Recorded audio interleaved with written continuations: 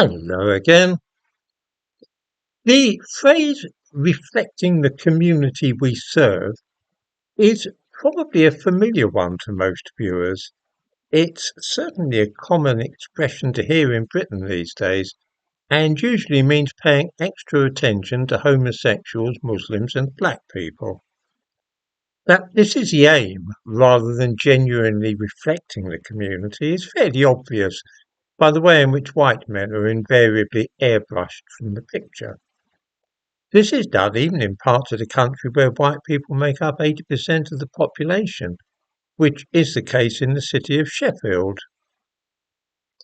The Jessup wing of the Royal Hallamshire Hospital in Sheffield is a place where an awful lot of local women have their babies.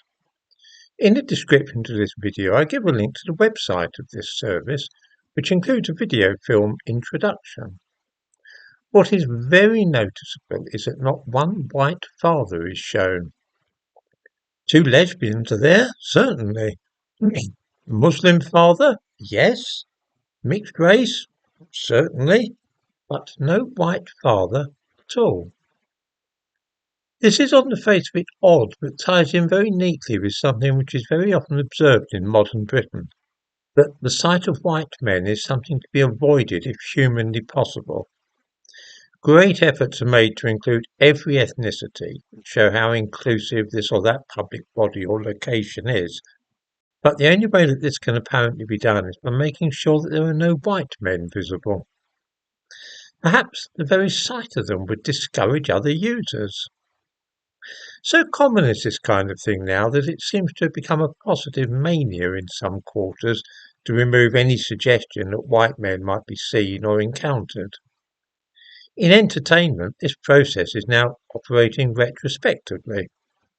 In the film Blitz, which is shortly to be released, a young mixed-race boy is lost in London during the Second World War, and he is rescued by a friendly and understanding air raid warden. Inevitably, the air raid warden is played by a black man. Despite the fact that out of 1.5 million air raid wardens in Britain during the Second World War, just one was black. Imagine that. 1.5 million white men and a single black man, and yet it is that one black man who is chosen to feature in the film.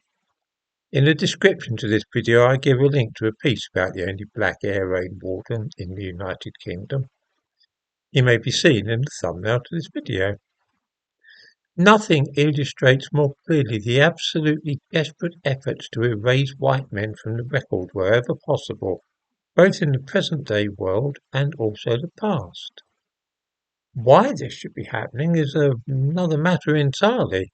It is almost as though the very sight of a white man in a photograph is now seen as something unwholesome and tainted, and that every type of man other than a white European is fine.